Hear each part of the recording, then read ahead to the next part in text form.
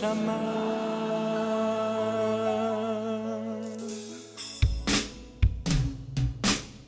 Deus me chamou.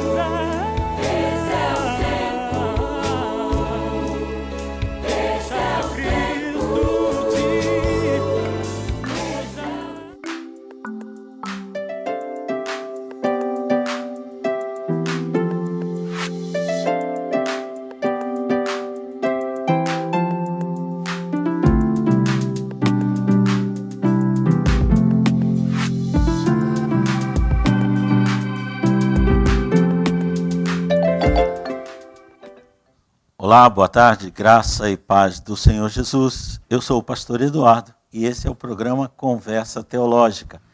Nós estamos falando diretamente da capela Irma Quadros Estevanato, que fica na Igreja O Brasil para Cristo no Mandaqui, casa de oração para todos os povos, como nós somos conhecidos. Nossa igreja está localizada na Avenida Ultramarino 616. Nosso pastor sênior é o pastor Joel Estevanato, que dirige a igreja juntamente com sua esposa Leonor. O nosso programa Conversa Teológica tem intercalado. Uma segunda-feira nós falamos do tema O Poder do Espírito Santo sobre alguma área da vida humana. E na outra segunda-feira, na segunda seguinte, nós temos aqui o prazer, o privilégio de estar com o pastor Ademir Goulart, que pertence à comunidade Hebron, é professor, é pastor em diversas áreas, inclusive escatologia, e ele tem analisado para nós o livro de Daniel. Hoje temos o prazer de tê-lo conosco e nós vamos procurar analisar o capítulo 5 de Daniel.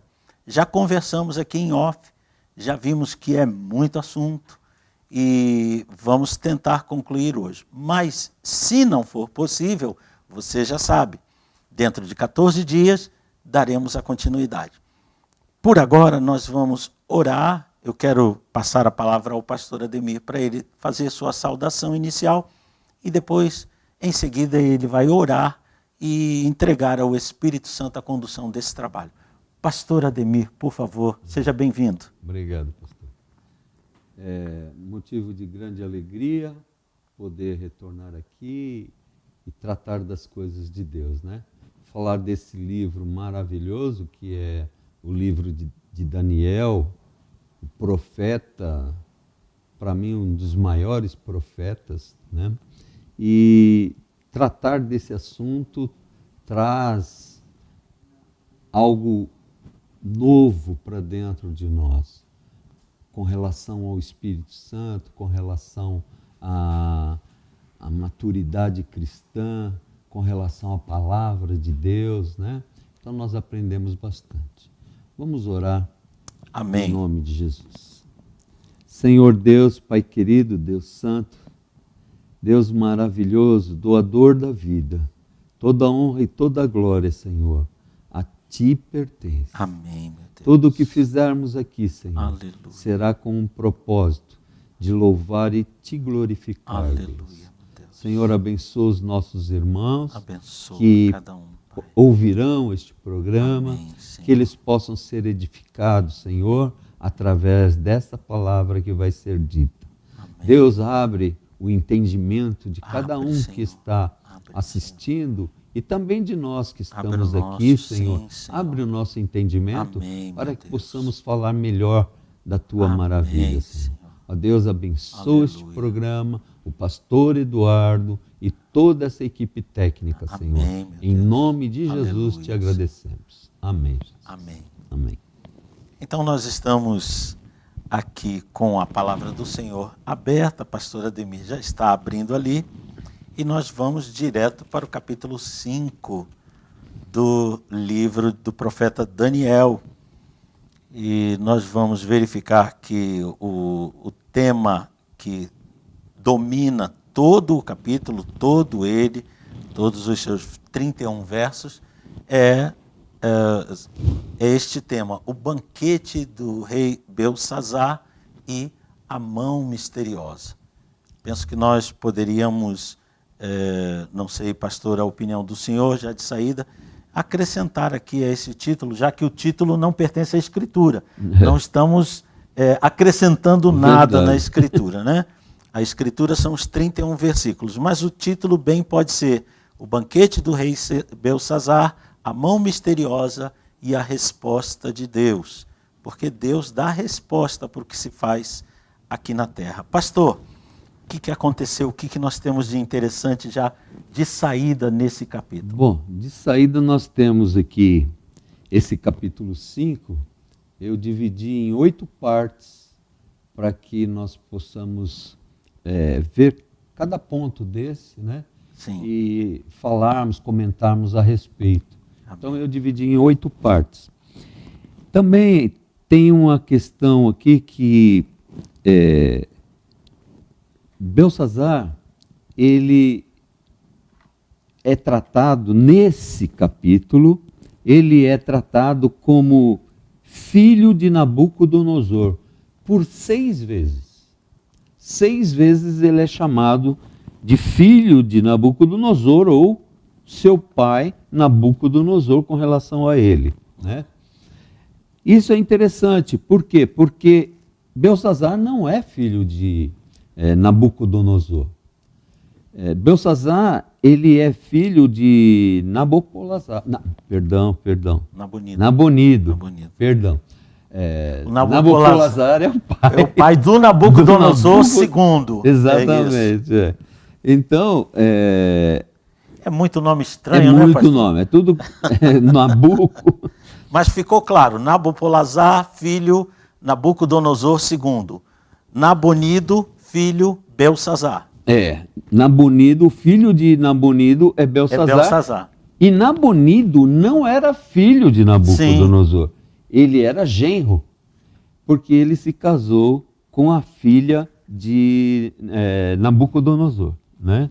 E desse casamento de Nabonido com a filha é que nasce Belsazzar, que é o personagem dessa história, desse capítulo 5 que nós estamos vendo aqui, né? Então, primeira coisa, né? O rei Belsazzar deu um banquete. Então, esse banquete, naquela época, os reis costumavam dar esses banquetes. Tanto que Assuero também, um tempo depois, uns 100 anos depois, ele também promove uma festa e convida a rainha Vasti para participar, né? E interessante ver que o livro de Esther, capítulo 1, ele é praticamente um paralelo desse livro, desse capítulo 5 aqui. Então, muito interessante. Mas não é o mesmo rei. Sim. Não é o mesmo rei. E perdão, pastor, parece nos indicar, os dois, já que o primeiro verso, aí o senhor vai entrar nessa abordagem, fala que ele bebeu vinho na presença deles, e lá em Esther, o rei também vai beber. Me parece que isso deixa claro para nós que essa mistura de orgia e bebedeira nunca dá em boa Não- coisa. Não dá certo, nunca dá. Isso é um recado importante para os nossos jovens. E é um recado de Deus também, né? Porque Isaías fala sobre isso, né? Que o rei não deve beber. Beber. Isaías é bem claro ao falar sobre isso. Provérbios também, Salomão vai dizer isso. Também No capítulo 31, que a mãe do rei vai falar, não é próprio dos reis, meu filho, embebedar-se. embebedar também. verdade. E aqui também a rainha vai entrar aqui na história aqui também. Então tem muita coisa em A comum. mãe de Belsazar, a rainha, ela vai entrar aqui Vai nessa entrar na história, questão. né? Sim, mas desculpe, pastor, continue. Então, o rei Belsazar, ele deu um banquete para 1000 dos seus senhores, dos nobres, né? Da corte, e ele convidou todas essas pessoas. E, assim como Assuero, ele também queria mostrar o seu poderio, ele queria mostrar o seu reino, a sua morada, né?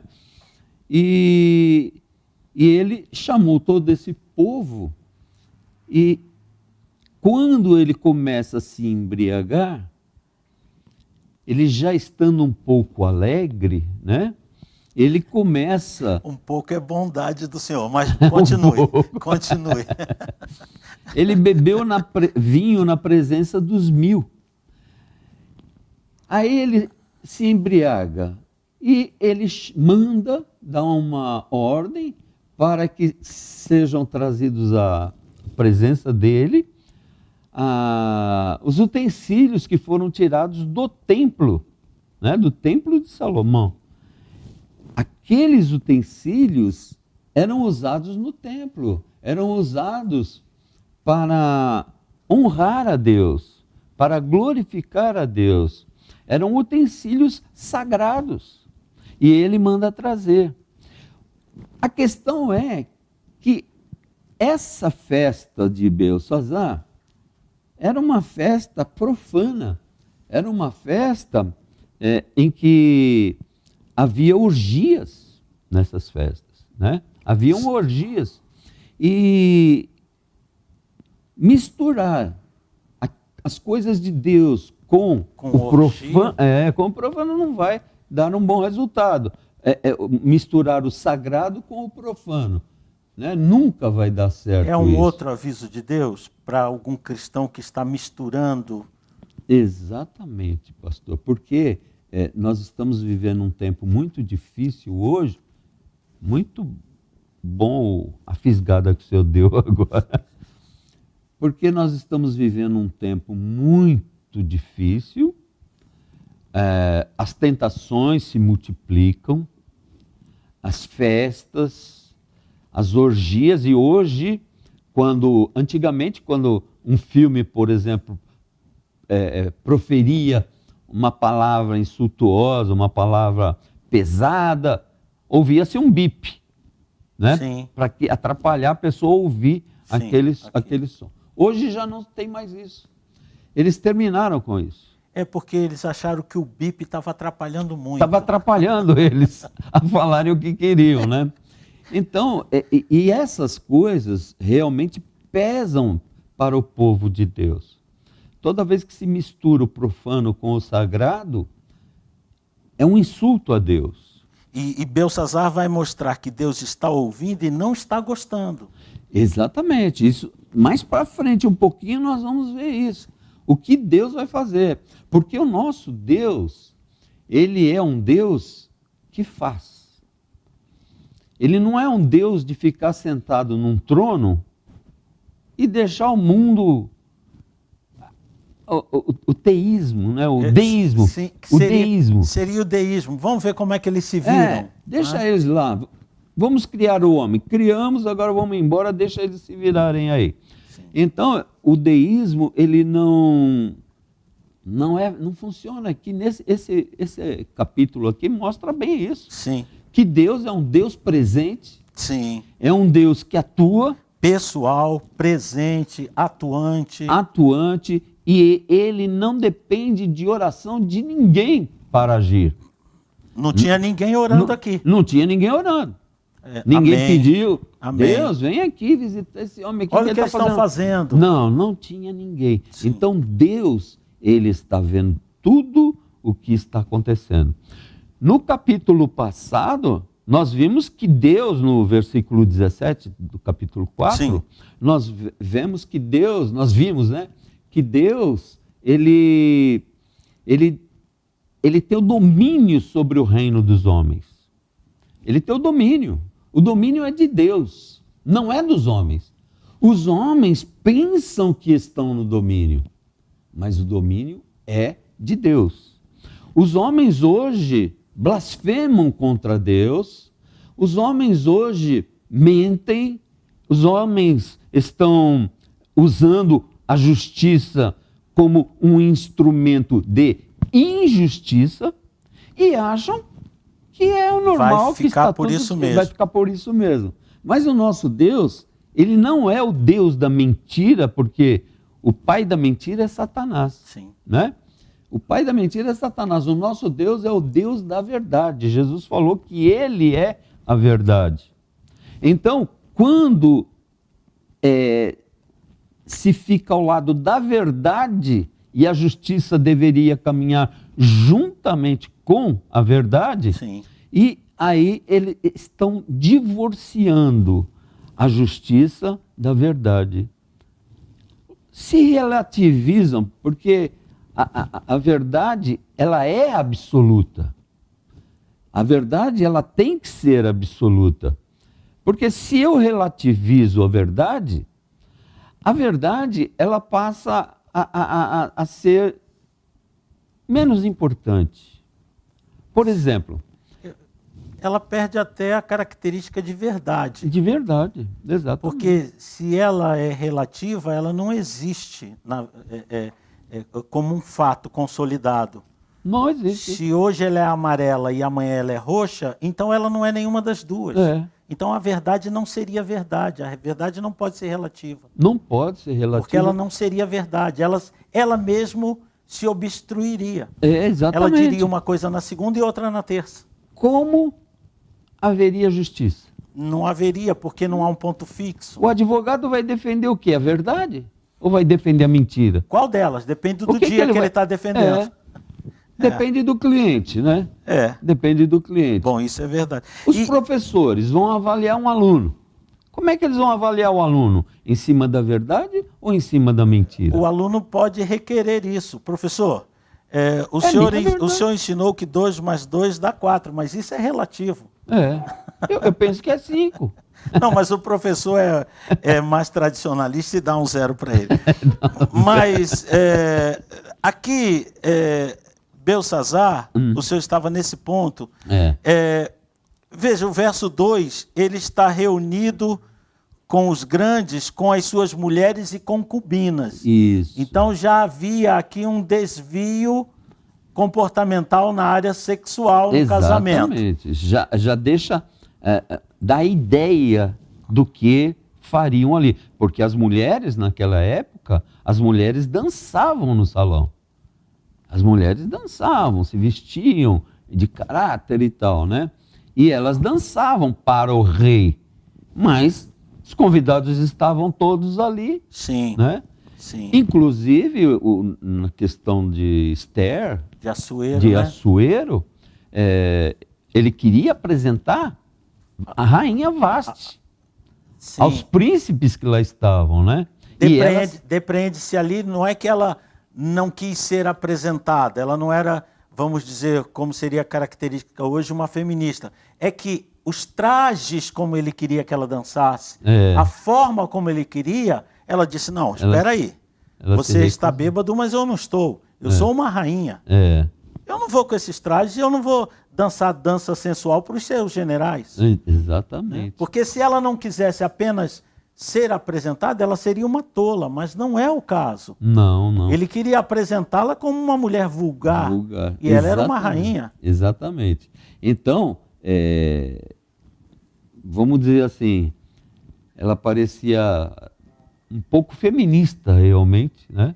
Ela estava defendendo o lado feminino dela, mas não com essa característica que tem o feminismo hoje. Né? Seria mais feminino. Ela seria isso, feminina. Feminina. E não feminista. E não feminista. Ela queria manter honrada a sua integralidade de mulher. De mulher, exatamente. E qual é o erro disso?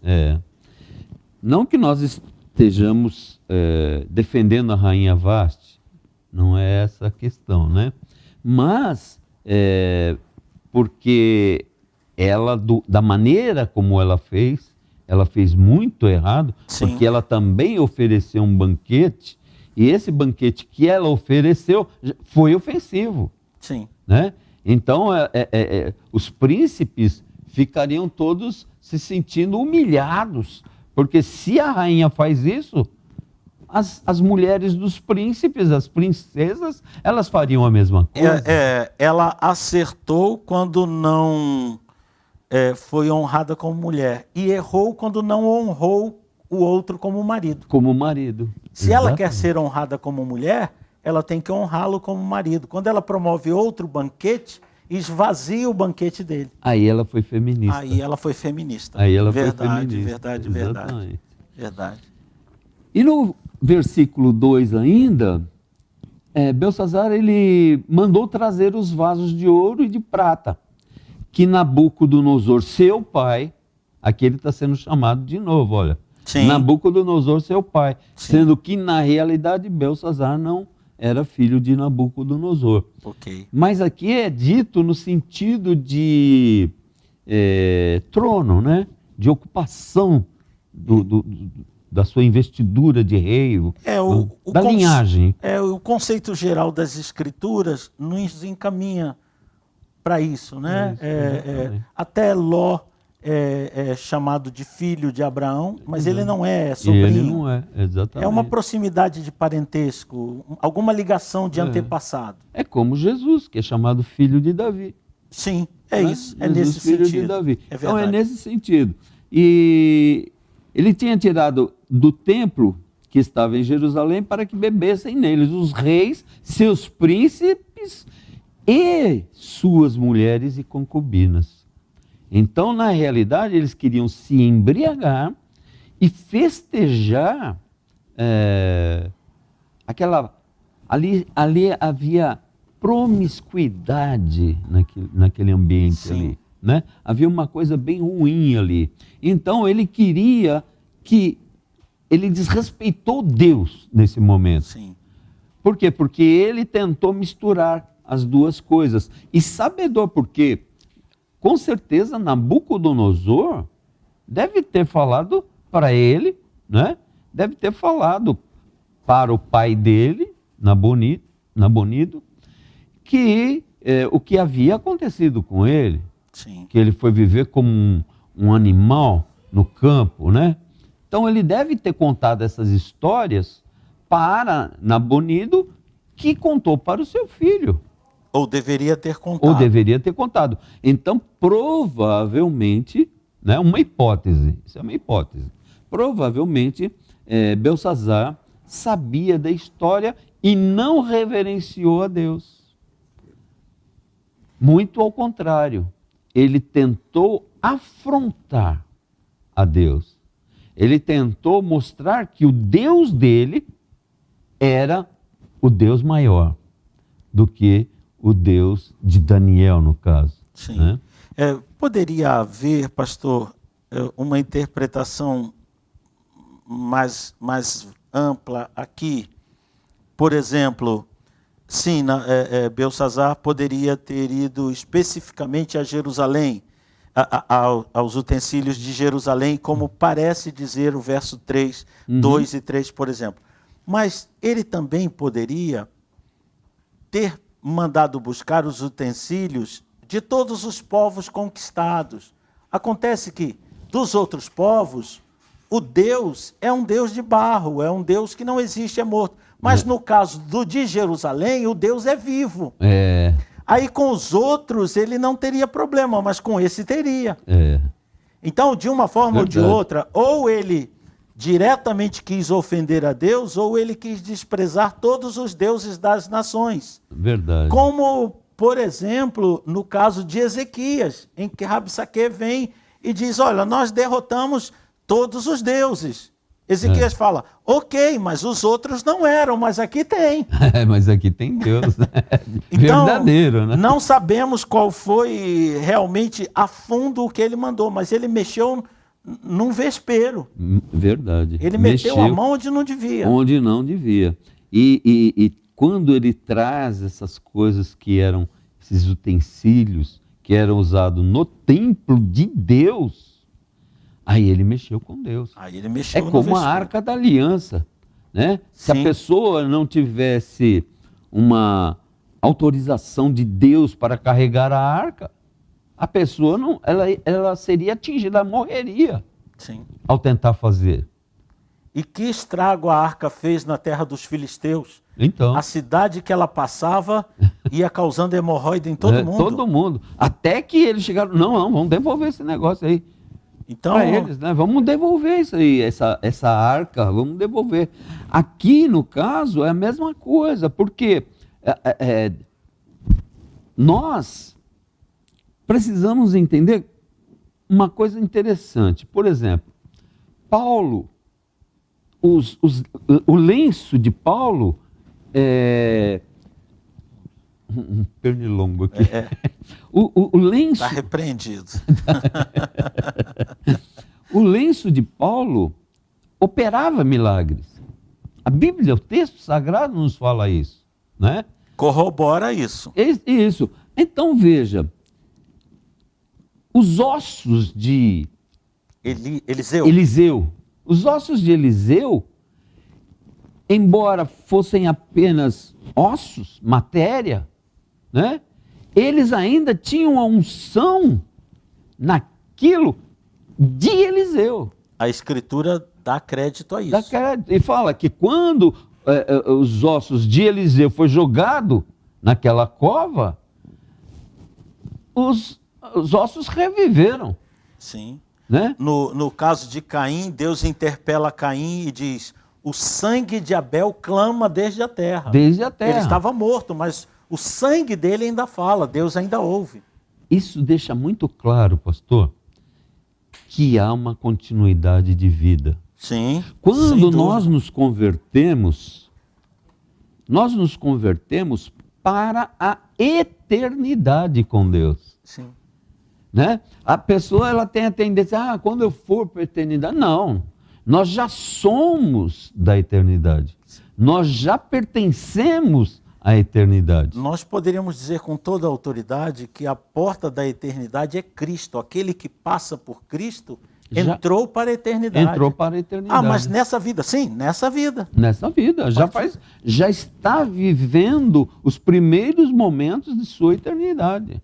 E é por isso que nós temos que levar uma vida mais santa possível. Sim. Para que entremos na eternidade. Ainda ontem foi a formatura dos alunos na igreja, que eu dei o livro de Daniel, né, o curso sobre o livro de Daniel, e ontem foi a formatura.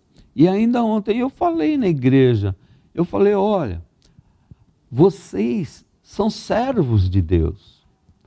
Vocês vão entrar na eternidade. Quando vocês morrerem, eu expliquei para a igreja, né? Quando vocês morrerem, você entra na eternidade. E na eternidade, tudo é eterno. É diferente daqui. Aqui é o tempo.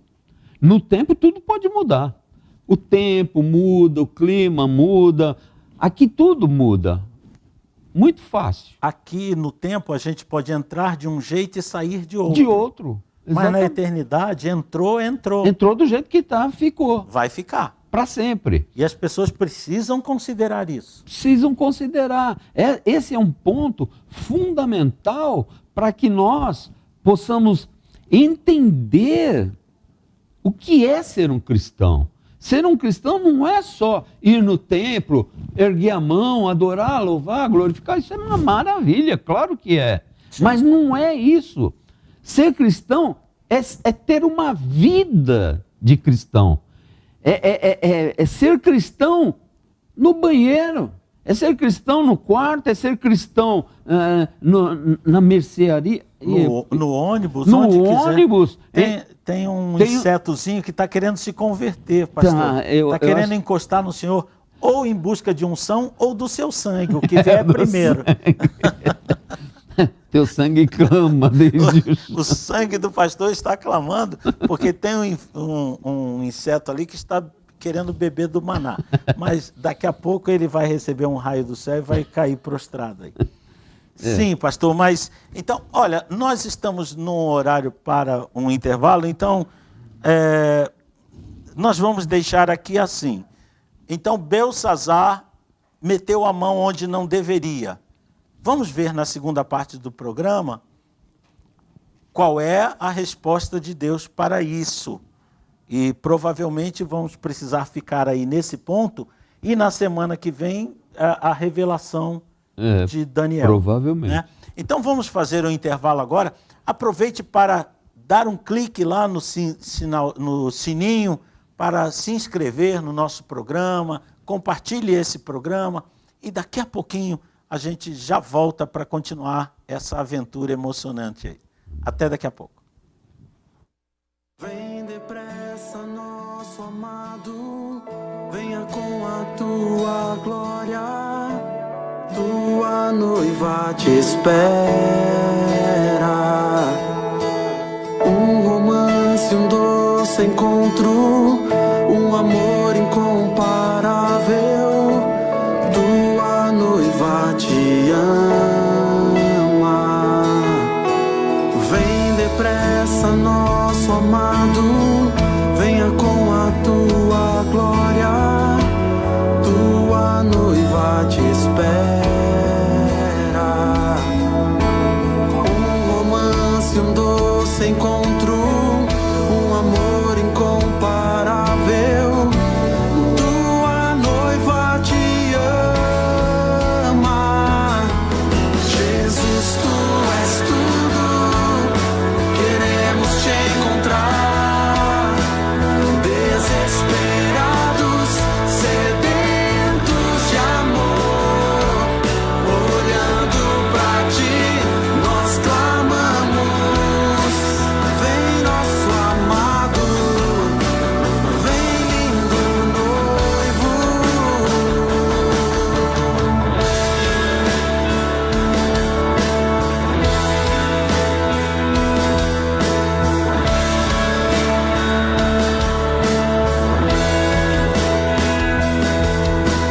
Vem depressa, nosso amado, venha com a tua glória, tua noiva te espera. Um romance, um doce encontro, um amor incomparável, tua noiva te ama. Jesus, tu és tudo, queremos te encontrar, desesperados, sedentos de amor, olhando pra ti, nós clamamos. Vem nosso amado, vem lindo noivo. Jesus, tu és tudo, queremos te encontrar, desesperados, sedentos de amor, olhando pra ti, nós clamamos. Vem nosso amado, vem lindo noivo.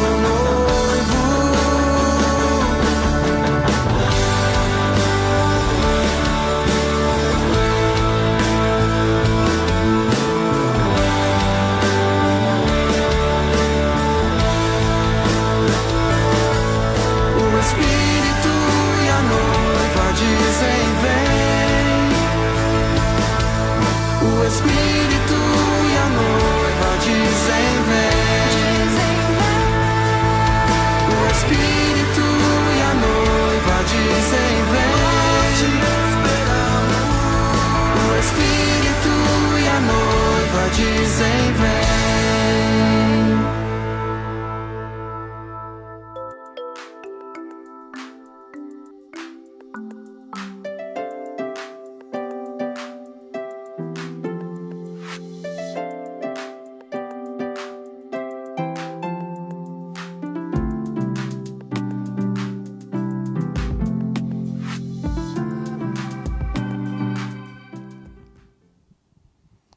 Olá, estamos de volta com o nosso Conversa Teológica. Eu sou o pastor Eduardo. Tenho o privilégio de ter aqui conosco, o pastor Ademir Goulart, que pertence à comunidade Hebron, dirigida pelo pastor Walter de Lima. Walter de Lima. De Lima. Walter de Lima, e é um querido já nosso, um queridão, e o pastor está aqui falando sobre o capítulo 5 do livro do profeta Daniel. E nós estamos fazendo uma análise, o pastor está fazendo essa análise, e eu estou indo junto, sobre o procedimento totalmente equivocado de Belsassar. Pastor, onde paramos e para onde vamos? Nós paramos no versículo 3, e o versículo 4 tem alguma coisa interessante que, inclusive, o pastor Eduardo comentou a respeito. Beberam o vinho e deram louvores aos deuses de ouro, o versículo 4. Sim, estou acompanhando. De prata, de bronze, de ferro, de madeira e de pedra. Ou seja, olha, eles deram louvores a esses deuses, porque o que esse versículo nos traz? Esse versículo nos traz algo tremendo, que é a religião atual, é a religião material, é a religião que valoriza o ouro, que valoriza a prata, que valoriza o capital, que valoriza o dinheiro. Então, esse versículo aqui, ele está nos trazendo, perdão, ele está nos trazendo a ideia de que esses falsos deuses estão tentando perverter aquilo que deveria ser dado somente a Deus, porque atrás de cada uma dessas imagens de escultura existe sempre um demônio. Há uma entidade por trás, principado ali, que ele quer receber adoração. Então, como ele vai receber adoração? Ele vai receber adoração através da matéria, porque as pessoas não conseguem ver as coisas espirituais, porque as coisas espirituais se discernem espiritualmente. Sim. E o espiritual de ninguém é discernido, ninguém consegue discernir a pessoa. 1 de Coríntios 2, capítulo 2. Exatamente.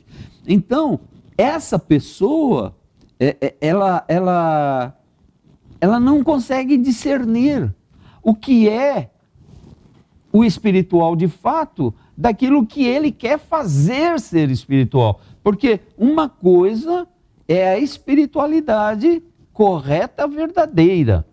Outra coisa é a espiritualidade fundamentada na matéria, no material. Ou seja, ídolos, seja quem for, que tipo de ídolo for, pode fazer um ídolo de Jesus. Aquilo não é Jesus. Não é Jesus. Aquilo está recebendo uma adoração que era devida a Jesus, mas está sendo dada uma imagem material que não é dele. Que não é dele. E me parece que, eu penso que Deus, é como se Deus dissesse assim, olha, vocês querem aí fazer os bonequinhos de vocês, adorarem? Vocês ficam, querem as orgias de vocês? Um dia chamarei vocês a prestar conta disso. Agora, não metam meus vasos nessa conversa. Exatamente. O sagrado no profano. E vasos ali no tempo de Daniel, se eu tirar vaso dali, hoje vaso seria o cristão. Então os vasos de Deus, os cristãos, não tem que estar nas orgias do mundo. O que ele está fazendo lá? Exatamente. Muito bem pescado. Então, essa ideia. Porque nos parece que é isso. Você quer adorar Bel, você quer adorar Star, você adora lá nos seus cultos. Mas foi pegar meus vasos para quê? Para profanar. Aí vocês estão blasfemando de mim. Blasfemando. Então isso parece que chama uma atuação de Deus que ele deixaria para o fim. De imediato. Mas aí mexeu no que é dele. Ainda o texto fala, na mesma hora. Mexeu no que é dele, o negócio muda de figura. E veja que Deus age independentemente do ambiente. Deus estava lá naquele ambiente. Aquele ambiente promíscuo, né? Aquele ambiente ruim, Deus estava ali. É Provérbios 15:3. Os olhos do Senhor estão em todo lugar e contemplam os maus e os bons. Ele está contemplando. Não mexeu com ele. Ele está ali, porque ele é onisciente. Agora, manda buscar os vasos de Deus para eu beber. Aí é outra conversa. É outro nível da conversa. Então, na mesma hora, apareceram uns dedos de mão. Isso aqui é interessante, porque normalmente... Mão de homem. Mão de homem. Então, normalmente nós temos a tendência de... isso é até filosófico, até um aspecto filosófico, né? Que nós temos que expandir a nossa imagem. Mas, na realidade, o texto é muito claro.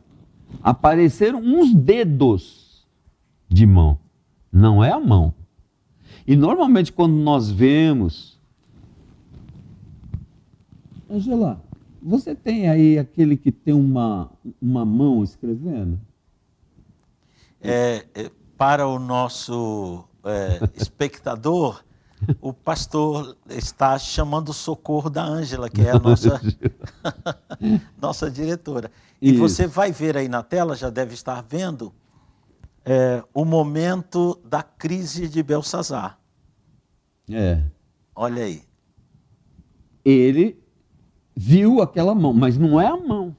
Isso que é interessante. Uns dedos. O texto ele é bem claro ao dizer que na mesma hora apareceram uns dedos de mão de homem e escreviam defronte do castiçal. Olha lá. Sim. Na estucada parede, estucada por causa do estuque, do cal, né? Da parede do Palácio Real. Parede caiada. Deus foi o primeiro no mundo a escrever num quadro branco. Num quadro branco, olha só. Ele largou de escrever. Quem escreveu pela primeira vez num quadro branco? Deus. Foi Deus. Amém. Na caiadura da parede, e o rei via a parte da mão que estava escrevendo. Uma parte da mão que estava escrevendo naquela parede, né? Olha lá, nós podemos ver ali está o Belsazar e... O Mene já foi. Um Mene, né? Já foi, agora vem outro. Vem outro Mene encaminhando ali. Interessante que isso daí é escrito em aramaico, né? Sim. Em aramaico. E esse texto todo está em aramaico. Está em e a aramaico. escrita também está em aramaico. Até o capítulo 7 é tudo em aramaico. Sim. E esse texto está em aramaico, que é a língua dos caldeus, né? Sim. E ali, o que acontece? Todos os sábios conhecem esse idioma. O rei conhece esse idioma. O rei conhece esse idioma. Mas ninguém conseguia entender o que aquilo ali significava. Sim. Então, existem coisas, pastor, que é interessante. Você pega uma pessoa que a avó foi católica, a mãe foi católica, ou um bandista, generalizando. Qualquer religião. Qualquer religião, né? A mãe foi, o avô foi, o bisavô, o pai. Aquela pessoa ela tem uma grande dificuldade em entender que isso não é importante. Porque não é porque o meu bisavô errou, o meu avô errou, o meu pai errou, eu vou errar também. Porque eles erraram? Não, eu vou buscar o quê? A verdade. Aí nós vamos cair na verdade de novo. Por quê? Porque a verdade é fundamental para o Evangelho, para a palavra de Deus. Sim. A palavra de Deus ela não está alicerçada na mentira, mas a palavra de Deus ela está alicerçada na verdade. Se a pessoa quer buscar a verdade, ela tem que ir à palavra de Deus para buscar essa verdade. E aqui nós podemos ver isso, nesse versículo 5, né? Sim. O rei viu a parte da mão que estava escrevendo. Eles veem aquele texto, Mene, Mene, Tekel, Parsim, eles veem aquele texto ali e eles não conseguem entender, mesmo estando no idioma deles. Ou seja, não faz sentido isso que está escrito, porque a palavra mene significa contou, né? Sim. Contou. A palavra tekel, O pastor quer beber um pouco? deixa eu beber aqui, porque... Aparecem 2 vezes o termo mene, que é contou, né? Mas aí aparece só o verbo contar. Contar. Só isso, porque, Mene. porque o interpretar só pode ser feito pelo Espírito Santo, né? Exatamente. Porque senão, quem diz que conhece a Bíblia toda, ele conhece a letra. Se o Espírito revelou o que cada letra significa, ele entenderá a palavra. Senão, ele conhece o significado do seu idioma só. Mas como não é uma frase completa... Sim, são né? só palavras soltas. Só palavras soltas, não é uma frase completa, porque se nós formos ver aqui no versículo 26, né, a interpretação é: contou Deus o teu reino e o acabou. Tekel, pesado foste na balança e foste achado em falta. Pérez, dividido foi o teu reino. Ou seja, não é que Pérez significa dividido foi o teu reino. Sim. E dado aos médios, uma palavrinha assim, não significa tudo isso. Pérez só significa divisão. Só divisão. Nos remete lá ao Pérez antepassado de Jesus, da semente de Sem, que recebeu esse nome porque quando ele nasceu a terra se dividiu. Se dividiu. Então Pérez vem de lá. Depois Pérez passa por Uzá, quando ele toca na arca e ele é rachado ao meio. E ali o lugar se chamou Pérez Uzá. Então Pérez só significa divisão. Agora vai explicar isso para um ímpio que não conhece a palavra de Deus e não tem revelação do Espírito Santo. Então, foi exatamente isso que eu quis dizer, pastor. Quando você tenta convencer uma pessoa que está numa religião em que não há muita verdade, sempre tem alguma verdadezinha para... Né, porque sim. Senão as pessoas não vão acreditar. O diabo jamais seria o pai da mentira se ele não misturasse uma dosinha de verdade. De verdade, exatamente. Então, é muito difícil convencer essa pessoa de que há uma grande verdade por trás da palavra de Deus, de tudo que Deus fez, do que os seus profetas disseram, do que Jesus veio fazer a este mundo. Mas não é estranho que a pessoa não queira sequer investigar, uma vez que ela se autodenomina cristã? Mas eles também conhecem aqui. Está aqui o documento dos cristãos. Está aqui. Só que aqui, o que ocorre? Eles conhecem bem o idioma. Inclusive, quando Nabucodonosor trouxe Daniel, ele falou para Aspenaz, né? Falou: Aspenaz, traz de lá jovens que sejam sábios, instruídos, né? Bonitos, que sejam de boas aparências. Ou seja, traz esses jovens e os instrua na língua dos caldeus. Então, não era para Daniel estar ensinando aramaico para babilônico. O rei babilônico. Hein? É Jesus salvando os discípulos numa tempestade. Eles são todos pescadores, ele é carpinteiro. Aí o carpinteiro vai salvar a situação no mar. Não faz sentido. Verdade. Aqui nós temos um escravo judeu que só fala hebraico, ensinando aramaico para quem fala aramaico. Exatamente. Ou seja, Daniel, nesse momento, ele mostra quem é o escravo de verdade. Sim. Escravo do pecado. O escravo do pecado, o escravo do erro. Amém. O escravo da religiosidade falsa, da religião materialista. Toda religião materialista é uma religião que não passa do chão. Porque matéria é o chão, é o piso, o gesso, a madeira. De onde saiu? Saiu do chão. Então é matéria. Agora, a religião autêntica e verdadeira, que eu nem gosto de chamar de religião, que é o cristianismo. Assim, também não gosto. Não gosto de chamar de religião. Não gosto de chamar de religião, não. Porque o cristianismo é muito diferente de todas as religiões. O cristianismo, ele é um modo de vida, de entender o mundo, de entender as coisas, de entender o que está ocorrendo e o que ocorrerá após a partida dele deste mundo.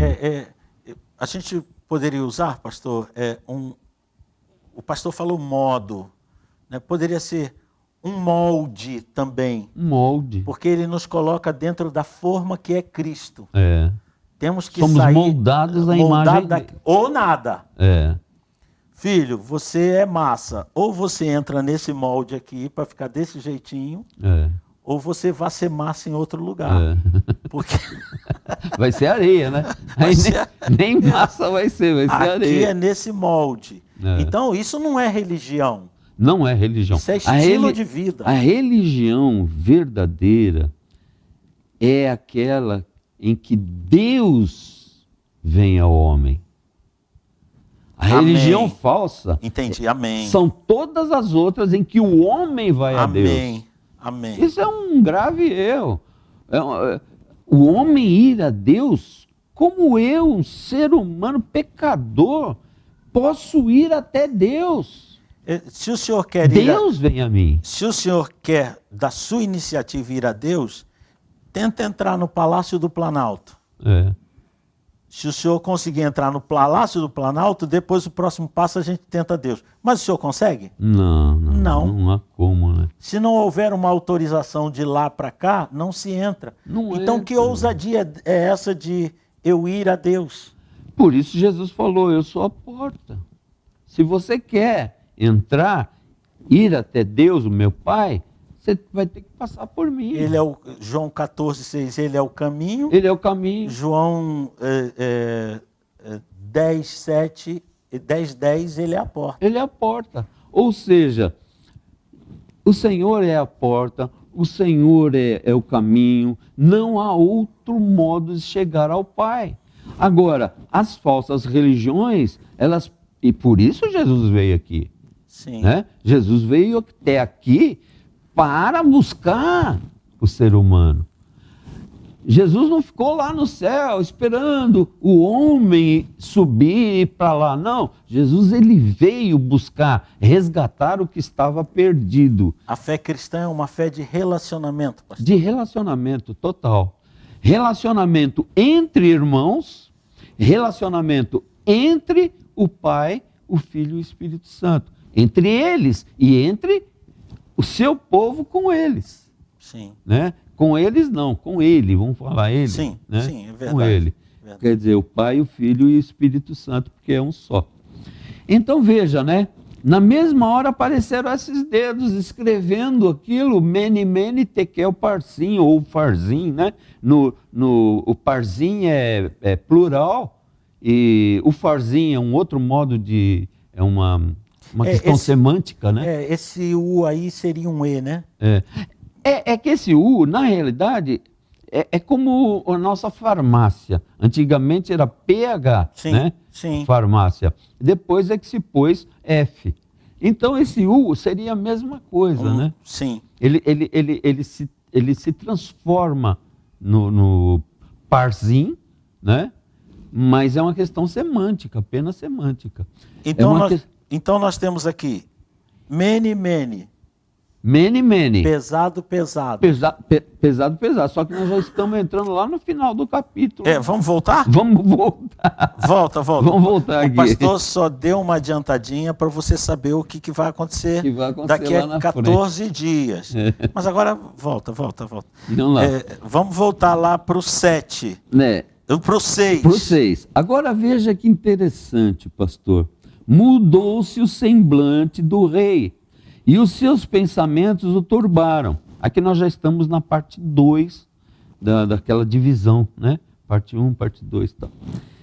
Mudou-se o semblante do rei e os seus pensamentos. Veja que o pensamento sempre entra na questão. Nós já falamos no capítulo 4 sobre essa questão do pensamento, da imaginação, né? Imaginações do coração. Imaginações, exatamente. E aqui fala os seus pensamentos. Por quê? Porque os nossos pensamentos é que nos conduzem nesta vida. Sim. O ser humano, ele é dotado de intelecto, e esse intelecto, ele nos coloca ou com vantagem com relação à vida, ou nos coloca lá embaixo, que não entendemos nada, não sabemos nada do que está acontecendo Sim. no mundo, né? Sim. Tudo isso são os nossos pensamentos. Os nossos pensamentos trazem medo, que foi o caso do Belsazar aqui, olha. Os seus pensamentos o turbaram. O que perturbaram ele? Foi a mão escrevendo, ou foi ele mesmo, os seus próprios pensamentos? Porque uma mão escrita... Há o fator sobrenatural aí. Ah, sim. Inclusive, eu lancei uma polêmica quando eu estava ministrando uma aula sobre Daniel, e eu perguntei para os alunos o porquê dos dedos, o porquê das mãos. E 2 ou 3 alunos falaram, pastor, tinha uma mão ali escrevendo. Eu falei, sei, mas você já viu uma mão, né? Até uma cacofonia, mas você já viu uma mão andando por aí? Mas, pastor, o que está escrito é uma mão. Eu falei, querido, pare para pensar que a mão pertence a um corpo. Pare para pensar que esse corpo, na maior parte das vezes, é invisível para nós, o corpo de quem escreve. E se essa pessoa que está escrevendo quisesse mostrar para nós apenas a sua mão, teríamos a impressão de que há uma mão no ar, mas não há uma mão no ar. Está nos sendo permitido enxergar apenas aquela parte do corpo, que é a mão. Para escrever. Então, entenda que há alguém escrevendo. Esse alguém não é uma mão, porque não existe uma mão escritora. Nem você vai chegar no reino dos céus e falar, Senhor, quem é a mão? Ah, a mão é aquela ali. Não, isso é filme da família Addams. O que é mão no mundo espiritual é que um ser espiritual que não se permite ver normalmente, é invisível para nós, ele estava ali e se permitiu ver apenas os dedos escrevendo, mas ele estava ali. É verdade. Aí eles falaram, nunca tinha pensado nisso. Eu falei, então agora pensa. Porque com certeza aquela mão tinha um dono, né? Tinha um dono ali, que não estava se deixando ver. Pastor, deixa eu falar uma coisa que agora me ocorreu. Eu ouvi o filósofo essa semana, Clóvis de Barros, né? Um filósofo que eu admiro bastante, mas ele falou uma bobagem tão grande que dessa vez ele não agradou o senhor. Ele não me agradou dessa vez. Ele falou uma bobagem muito grande. Queima ele, pastor. Porque ao vivo é a cor. Ele falou o seguinte, agora eu não sei se foi Heródoto ou Heráclito, acho que foi Heráclito. Ele disse o seguinte, que ele defendeu o átomo, né? O átomo. Ele era um atomista. E o que significa isso? Que tudo que existe no universo é feito de átomo. A luz, inclusive. Ou a ausência do átomo. Sim. Ou átomo ou ausência de átomo. Até aí, maravilha, tudo bem. Agora ele falou, então, se tudo que existe no universo é feito de átomo, então Deus é feito de átomo. Aí eu falei, meu papai... Se tudo que existe no que foi criado é feito de átomo, logo eu, filósofo, concluo que quem criou é átomo. Mas de onde eu poderia tirar uma ideia tão tacanha? Se o café que eu fiz é preto, logo eu sou negro. O que tem o alho a ver com o bugalho. Não, mas a conclusão dele foi assim... Se o macarrão que eu fiz na panela é mole, logo devo ser mole. Olha a conclusão do cidadão. É que ele concluiu o seguinte, que se... Não foi Heráclito. Não, seja quem for. Eu queria lembrar o nome. Heródoto. Porque Heródoto vai ser mais cronista, né? Vai ser mais narrador. E Heráclito, pensador. Pensador, não, ele foi um grande pensador, inclusive, né? E essa história do átomo, ele tem completa razão no que ele estava discursando. Quem concluiu errado foi o analisador ali, a pessoa que estava analisando. Essa conclusão já dava para ele melhorar na escola do meu filho, que está fazendo o 5º ano. Então, não faz muito sentido. Está fazendo o 4º ano, né? Minha esposa está dizendo ali, é quarto, meu filho. Lá na escola do meu filho já dava para ele concluir, quem faz não é igual ao que é feito. Nem no 5º, no 4º ano. No 4º ano, meu filho já concluiria isso. Pai, então, quem é que escreveu no caderno? Fui eu, então o senhor é um lápis. Não, meu filho diria, não, isso não faz sentido. Tem coisa errada demais. Mas tudo bem, vamos. Essas conclusões filosóficas que são perigosas. Por quê? Porque a interpretação que se dá aos filósofos é que é muito perigosa, pastor. Porque um filósofo, ele lê o outro, tira uma conclusão, o outro vem ler aquilo que ele tirou conclusão e já tira uma outra conclusão. Abre uma outra vertente. Uma outra vertente. E, na realidade, o princípio da ideia estava correto. Mas os demais foram paulatinamente tirando o valor realmente do que o filósofo estava falando. Sim. Hoje, na filosofia moderna, na filosofia contemporânea, são raríssimos os filósofos que se mantiveram apoiados na verdade e na sabedoria. Porque filosofia significa isso, né? Philos, amor. Amor ao quê? A Sofia, ao saber. Que é o saber, é a sabedoria. Ou seja, é o amor ao saber. Então, se eu sou filósofo, eu tenho que ter amor ao saber, à sabedoria. Se eu distorço essa sabedoria, eu me apoio na mentira, me apoio numa verdade relativa, eu já estou, já não estou mais sendo sábio, mas estou sendo um tolo. Porque perdão, pastor, quando eu quero tratar divagação como sabedoria, eu pulo um abismo, porque há um abismo entre as duas. Sabedoria é o conhecimento comprovado em ação, em uso. Exato. E divagação é apenas imaginação do coração. Mais nada, os pensamentos. Agora, transformar imaginação do coração em sabedoria passa por uma infinidade de testes, tanto científicos quanto filosóficos. E se eu não fizer passar por esses testes e empurrar divagação como sabedoria, eu acabo com a filosofia de vez. Acaba, e é o que está acontecendo na modernidade, na filosofia contemporânea. Eles conseguiram sair totalmente fora, porque eles abandonaram a ideia de Deus,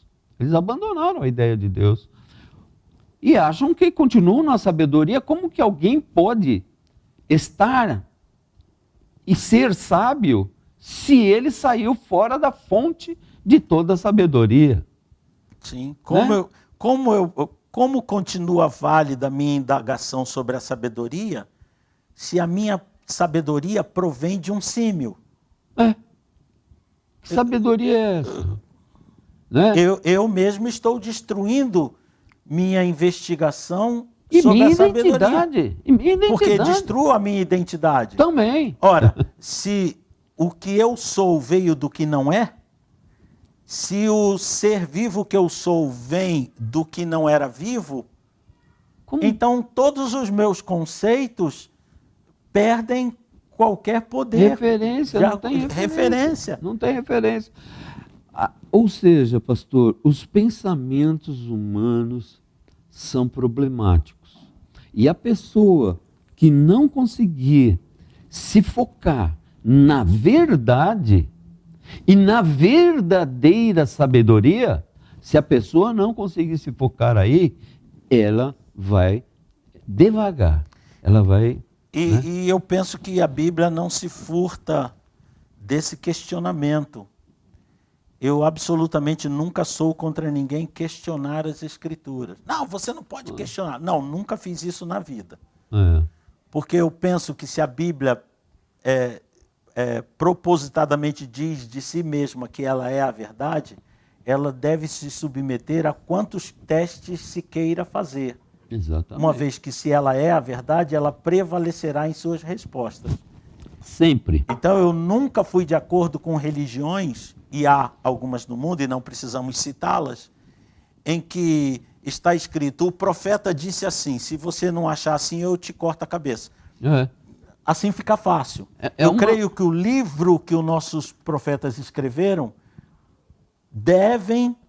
podem e devem ser postos à prova, porque se eles são a verdade, eles passarão Eles nesse passarão teste. pela prova. E se eu sou teólogo, eu devo me predispor a ser testado, questionado. É. Porque se eu for teólogo mesmo, eu vou passar no teste. Exatamente. Agora, a pessoa simplesmente querer impor, né? Não, você não pode ser de outra religião. Você tem que ser dessa aqui. Mas por quê?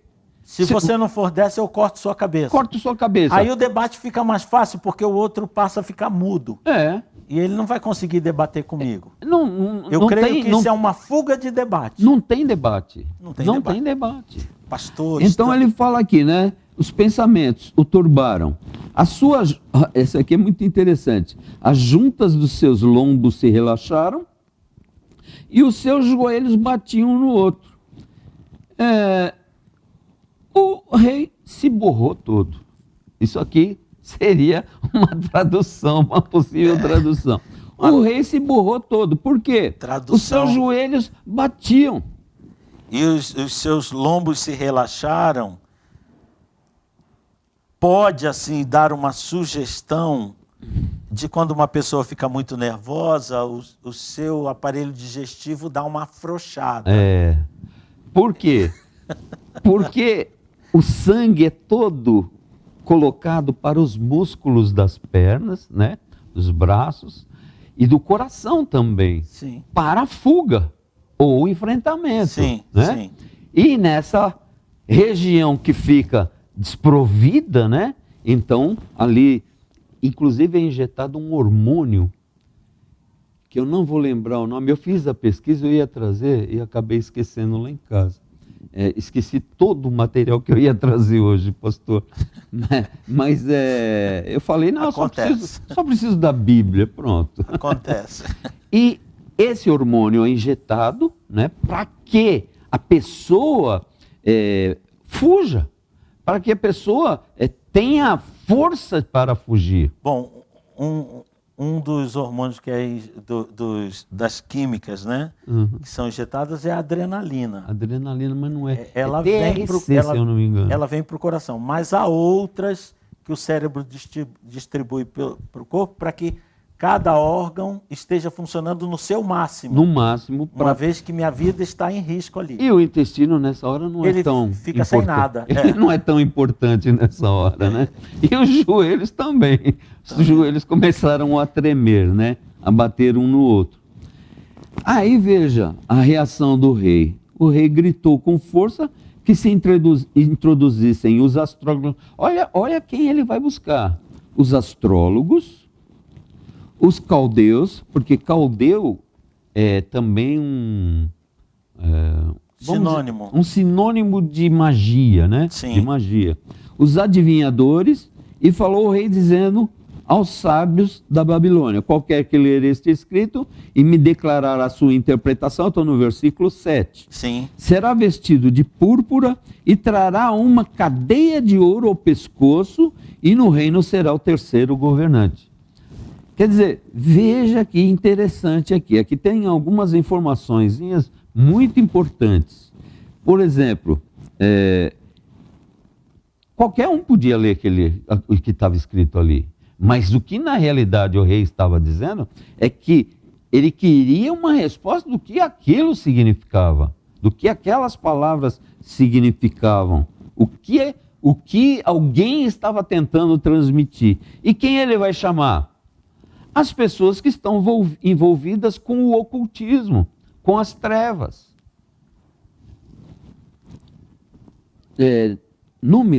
Deuteronômio 29, 29 fala: as coisas reveladas pertencem a nós e aos nossos filhos. As coisas ocultas pertencem a Deus. Pertencem a Deus. Ou seja, por que o ocultismo? Por que o oculto? Por que eles buscam o oculto? Porque, na verdade, eles querem sair fora da palavra de Deus e entrar no âmbito de poder, mas um poder oculto, magia negra. Até o nome já fala, né? Querem que outro revele que não seja Deus. Que não seja Deus. Mas quem escreveu foi Deus. Então não tem outro que vai interpretar. Sim. Pode chamar quem for, os magos, pode fazer macumba, pode fazer despacho, fazer o que quiser. Não vai conseguir resolver o problema. Agora, ele chamou todos os sábios e tem mais aqui, ó, uma cadeia de ouro, colar, né? Colar. Ela era aquela corrente mais ou menos grossa. Que é mais ou menos do tipo dos grandes traficantes, né? Usam. Há um pessoal que gosta daquela corrente mesmo. Aquela corrente. Eu tenho ouro aberto. Muito ouro, então. E aí, veja, né? Como se isso fosse importante. No pescoço e no reino, e será o terceiro governante. Quer dizer, tudo isso que ele prometeu aqui, ele vai dar a Daniel, mas ele ainda não sabe o que vai acontecer, porque ele ainda não foi revelado a ele o que vai acontecer no reino dele. Então entraram todos os sábios do rei. Pastor, como nós estamos com o horário avançado, vamos ver um ponto interessante em que nós possamos dar um break, dar a pausa no programa, para que daqui a 2 semanas a gente dê a continuidade. E o nosso compromisso com você é que vamos chegar até o fim desse capítulo. É que hoje nós temos nosso tempo, então nós vamos buscar aí um ponto em que possamos deixar o assunto com aquela interrogação para o próximo programa. Vamos em frente, pastor. Então ele prometeu... Aí ele promete tudo isso e vai ser o terceiro governante. Agora, por que terceiro governante?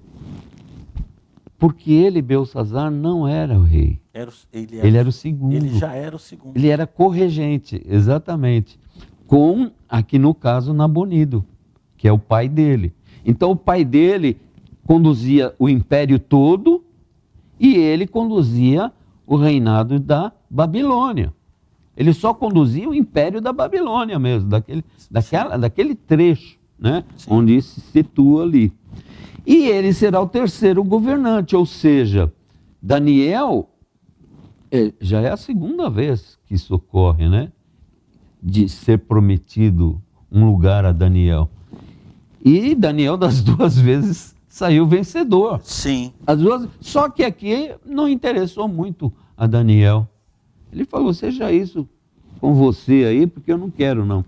Depois nós vamos ver mais para frente, né?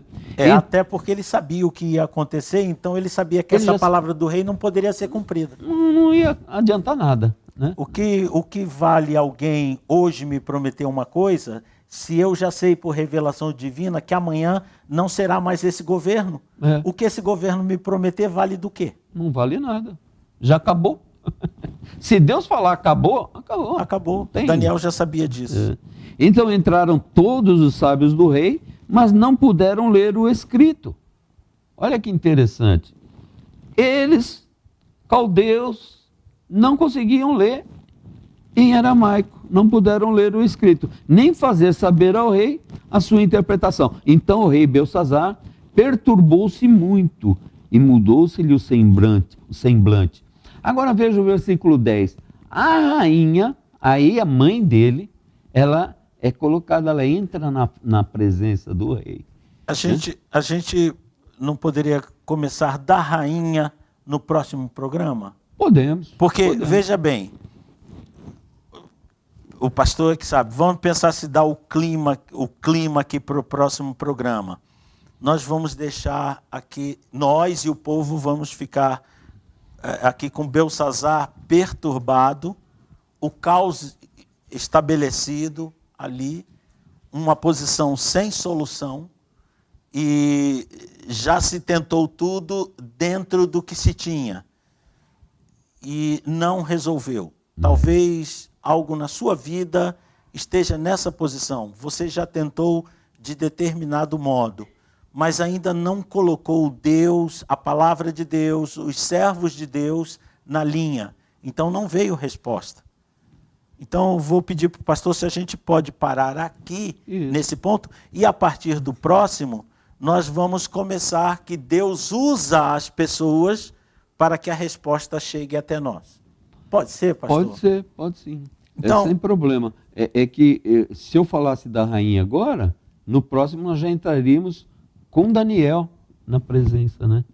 Mas podemos acho que ir, não, Ângela? acho que não dá 5 tempo, né? minutinhos? Eu acho que nós ainda temos que nos despedir do nosso então povo.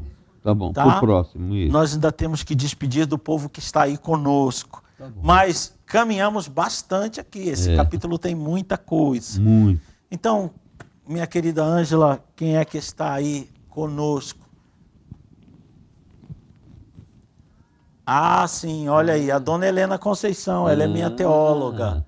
E está conosco aqui nos bastidores hoje do programa. E ela está perguntando, pastores, podemos dizer que existem duas sabedorias, a humana e a divina? Muito bem colocado isso aí. Na verdade, existem 3 tipos de sabedoria. Existe a sabedoria humana, existe a sabedoria... Humana, Tiago 3. Ok. E existe a sabedoria satânica, diabólica. Tiago 3 também. Então existe a sabedoria natural e existe a sabedoria que é satânica, é diabólica. Nós falamos há um tempo atrás, aqui mesmo, que Daniel foi um homem muito sábio. Só que existia um rei chamado rei de Tiro, que foi colocado como, em Ezequiel capítulo 28, versículo 3. Sim. Lá foi colocado que o rei de Tiro era mais sábio que Daniel. Sim. E esse rei de Tiro, ele simboliza quem? Nós podemos ver, no decorrer do texto, que ele simboliza Satanás, Lúcifer, né? Lúcifer. E aí, o que ocorre? Se Lúcifer tem mais sabedoria do que Daniel, e olha que ele está colocando Daniel como top dos tops da Sim. sabedoria. Sim. E Lúcifer tem muita sabedoria, então ele está dizendo. Agora, essa sabedoria, ela é jogada no mundo e as pessoas estão se iludindo com uma falsa sabedoria, que é o que nós estávamos falando dos filósofos contemporâneos. Eles estão numa falsa sabedoria, né? Ou seja, é a sabedoria satânica, a sabedoria diabólica, que corrompe o coração, que invade a alma da pessoa, que joga a pessoa numa sarjeta, faz dele um viciado, faz dele um cara largado na calçada, sendo que ele foi feito à imagem e semelhança de Deus. Existe sabedoria aí ou não existe? Nós podemos ver que existe sabedoria, mas é uma sabedoria do inferno, é uma sabedoria satânica, é uma sabedoria do mal. Então existe a sabedoria divina, que é o suprassumo de toda a sabedoria, que é a sabedoria divina. Existe a sabedoria natural, né, humana, e existe a sabedoria satânica. Então seriam essas 3. Que normalmente opera pelo orgulho, Salmo 131. Pelo orgulho, Meu exatamente. coração não é soberbo, ó meu Senhor, nem traz o meu olhar altivez qualquer.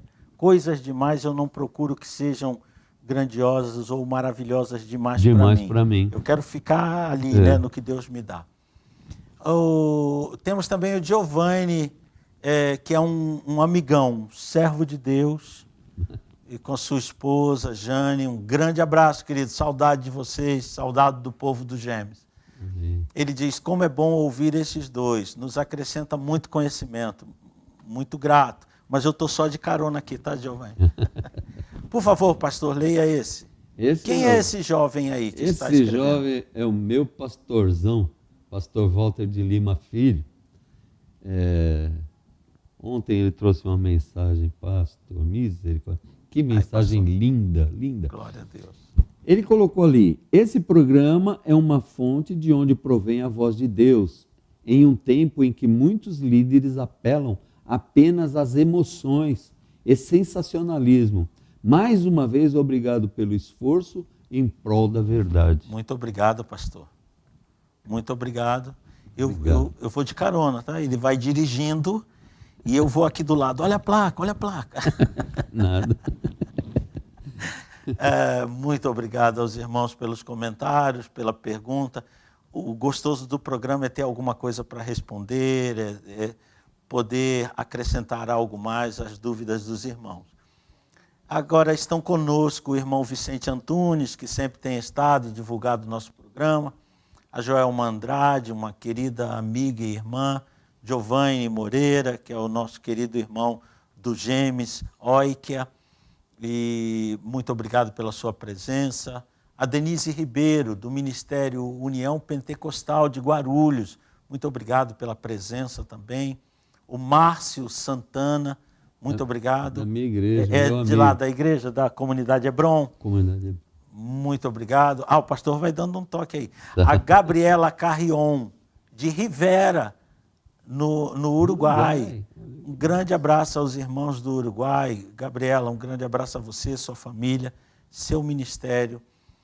Que Deus continue abençoando essa grande nação que é o Uruguai. A Inês Giuriati, da O Brasil para Cristo, em Chapecó, tem estado sempre conosco. Muito obrigado pela sua presença, irmã. O pastor Walter de Lima Filho, um prazer, uma honra tê-lo conosco, pastor Walter. Que Deus continue abençoando grandemente sua vida, sua família, seu ministério. O Renato Batista Araújo, também muito obrigado pela sua presença conosco aqui. Francinaldo Paulino, de Luiz Gomes, no Rio Grande do Norte. Um grande abraço ao povo desse estado maravilhoso aí, Terra do Sol. Continue Deus abençoando sua vida, sua família, sua igreja e este povo querido aí.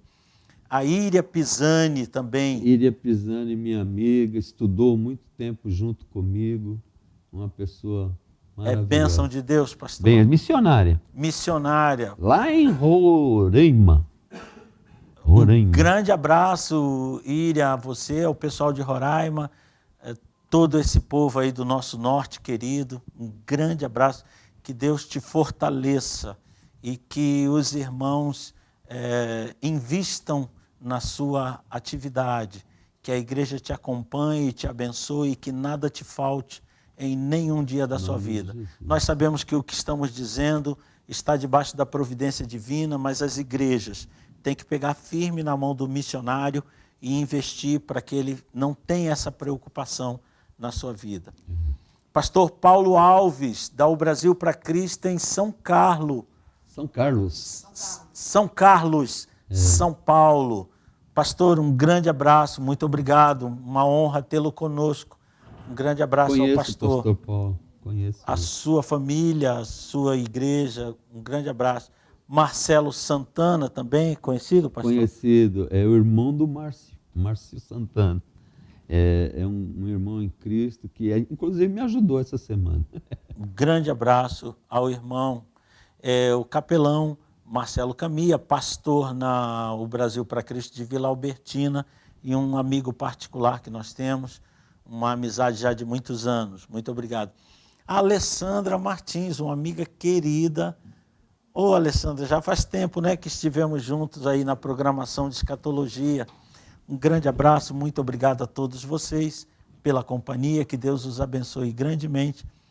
Na semana que vem, nós vamos continuar falando sobre o poder do Espírito Santo. E vamos falar desse poder do Espírito sobre o complexo de derrotado. Há pessoas que não acreditam em nada do que fazem, são sempre os piores, tudo vai dar errado, nada vai dar certo, fizeram algo contra mim, botaram meu nome na boca do sapo, enfim, tem um complexo de que sempre vai perder e o Espírito Santo não quer isso na nossa vida. Então, semana que vem temos esse compromisso nesse mesmo horário. E daqui a 14 dias vai entrar em cena a resposta de Deus para Beltesazar, começando pela ação da rainha mãe na vida de Beltesazar. A você que esteve conosco, a você que vai ver esse programa, muito obrigado pela sua companhia, é um prazer tê-lo conosco. Até a semana que vem, se Deus quiser, e Deus abençoe a sua vida.